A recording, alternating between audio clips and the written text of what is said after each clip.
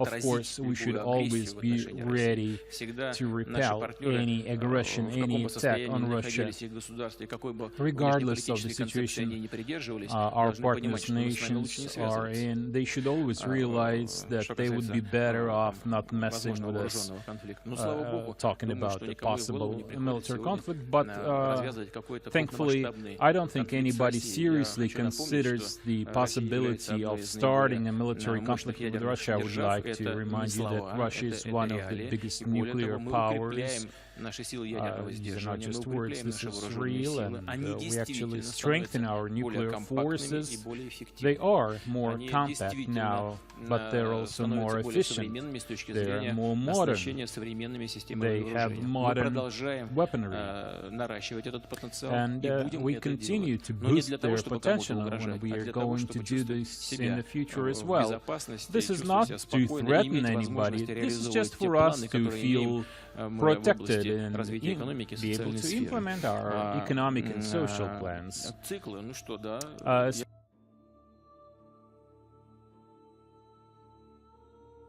The Russian Navy says there's nothing unusual for its submarines to patrol international waters, including those off the U.S. coast. It follows a New York Times report that 2 Russian subs were spotted just 200 miles off the American coast. The Pentagon is reportedly concerned it could point to more assertive Russian tactics. U.S. analysts say not since the Cold War have Russian submarines approached so close to America's coast. But officials in Moscow insist they have never stopped patrolling international waters. Our Navy should not be idling its time away. And it's not only about fighting piracy or other international campaigns. So it's a normal process, and those who make statements are pretty well aware of that. We could also say a lot about their Navy and where it goes.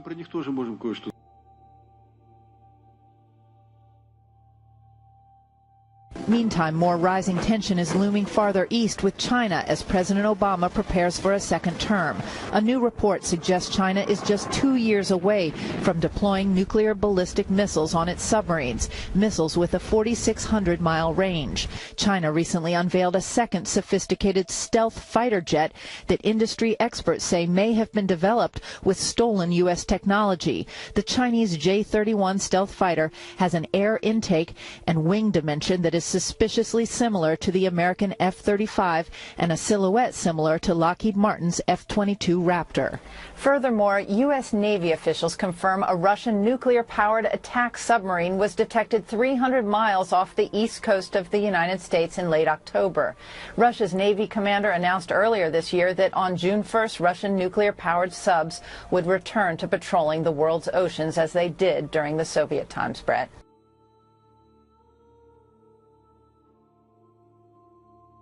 Begin in China. We got a glimpse of the country's fleet of nuclear submarines for the first time.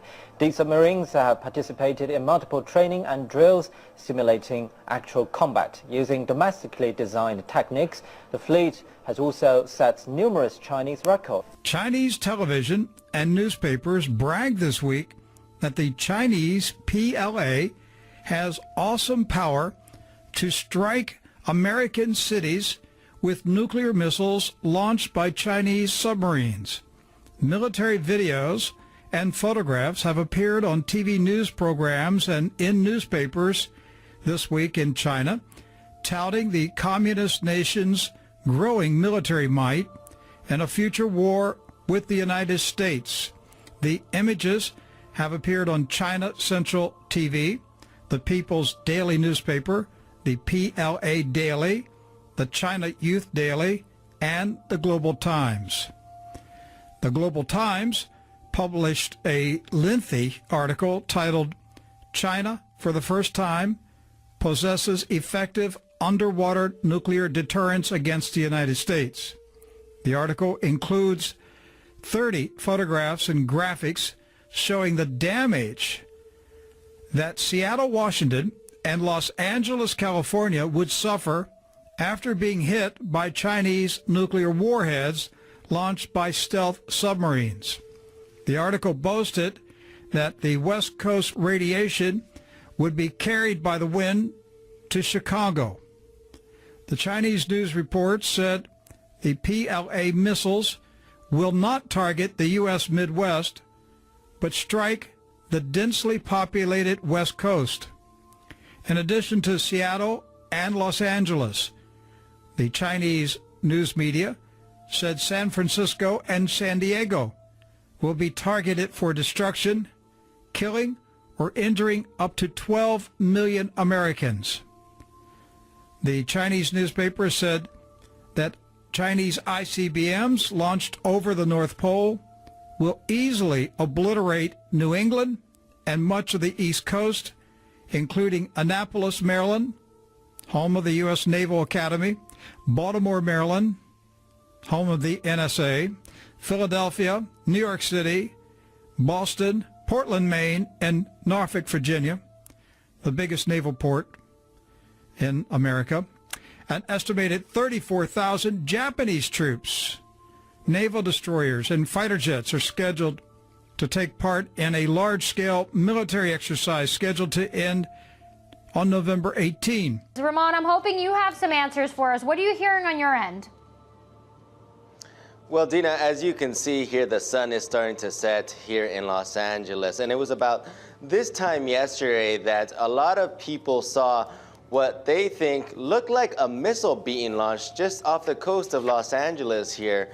The problem is that the United States government, the military, says they don't know what it is. A lot of people are not buying that information. Now, most of us have seen the video by now of this huge condensation trail going after what looks like a missile or some sort of rocket. Now, we've talked to a lot of military experts who have weighed in on this. Some of them say that it could have been a missile that was fired off accidentally by the U.S. military. Some say that it was just some sort of fighter jet, and the trail that it left behind made it look like a missile. However, the fact that the U.S. government has been hush on this, saying they don't know what it is, has raised a lot of suspicions about what this truly is. Now, we've talked to military experts from around the world, including in Russia, who have weighed in on what they think might have happened. All experts, I think, agree that it's a launch of some kind of ballistic missile and probably underwater.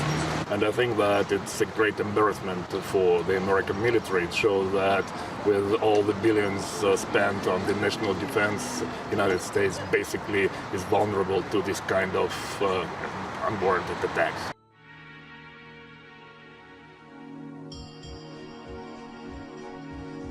Joseph Farah is the founder of WorldNet Daily.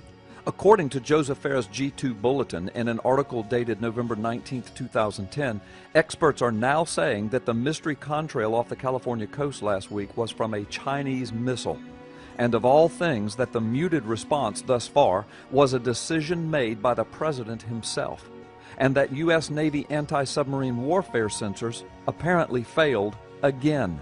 And on top of this, experts are speculating that the Pentagon is working with the media to orchestrate a cover-up of the entire affair. Farah's report says this, that the U.S. Defense Department and North American Aerospace Defense Command have speculated publicly that the unidentified contrail of a projectile simply came from a jet airplane and posed no security threat to the United States. But, Farah reports, several experts are now raising provocative and disturbing questions about the government's official response. Two governmental military experts with extensive experience working with missiles and computer security systems have examined the television video and conclude that the mysterious contrail originating some 30 miles off the coast near Los Angeles did not come from a jet airliner, but rather, they say, the exhaust and the billowing plume emanated from a single-source nozzle of a missile probably made in China. They further suggest the missile was fired from a submerged Chinese nuclear submarine off America's coast, and point out that the timing of the alleged Chinese missile shot coincided with an increasing confrontation between the U.S. and China and was likely meant to send a message to Washington. Indeed, the Federal Aviation Administration documents that there were no aircraft flying in the area at that time, the night of November the 8th, Farah's report says. a former U.S. Air Force fighter pilot and commander of an F-15 squadron and an F-16 wing, Brigadier General Jim Cash was assigned to NORAD as an assistant director of operations and is fully knowledgeable of NORAD procedures. Here is what he says. The question that still must be answered is why NORAD's muted response was simply that North America was not threatened, and later our government approved the lame excuse that the picture recorded was simply an aircraft leaving a contrail. He went on to say, there is absolutely no doubt that what was captured on video off the coast of California was a missile launch, was clearly observed by NORAD, assessed by a 4-star general in minutes, and passed to the President immediately. Cash continued with this ominous warning. We must question the timing of this shot across our bow. The President was abroad being diplomatic, which means trying to placate China.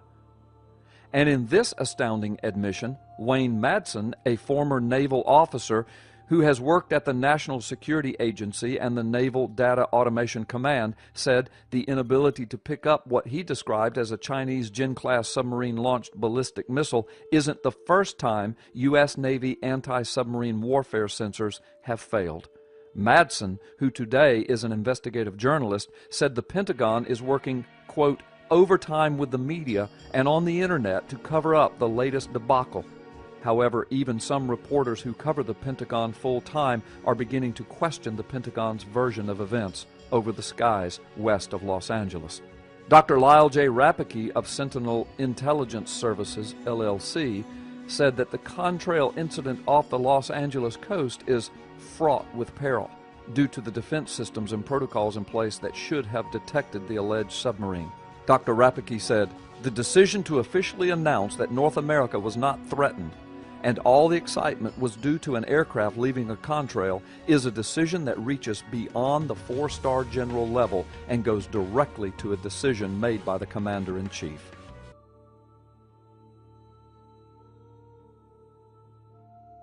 The United States led the way recently, along with the European Union, to impose heavy economic sanctions against Russia.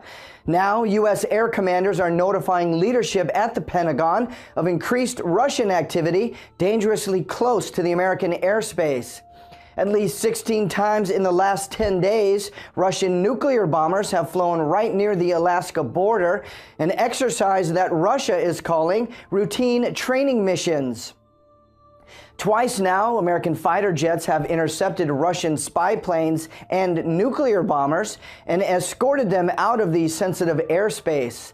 Last month, 2 Russian bombers flew within 50 miles of the California coastline before turning back. U.S. Major Ben Smith says the recent Russian Air Force missions are a spike in activity.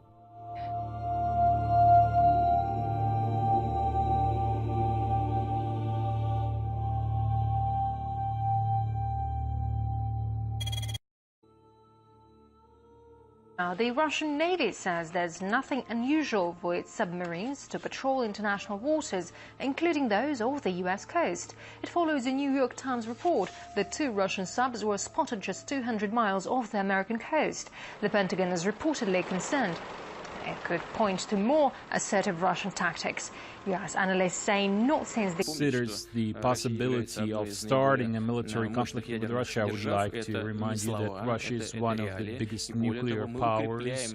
These are not just words, this is real, and we actually strengthen our nuclear forces. They are more compact now, but they're also more efficient. They're more modern. They have modern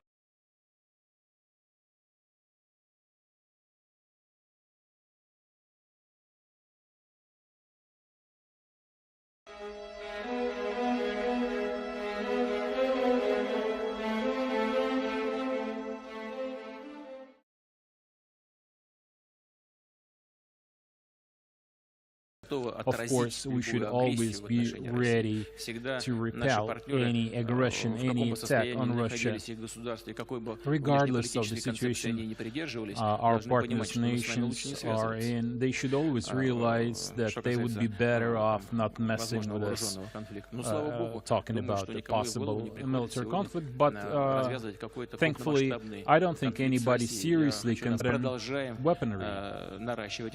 And we continue to boost their potential, and we are going to do this in the future as well.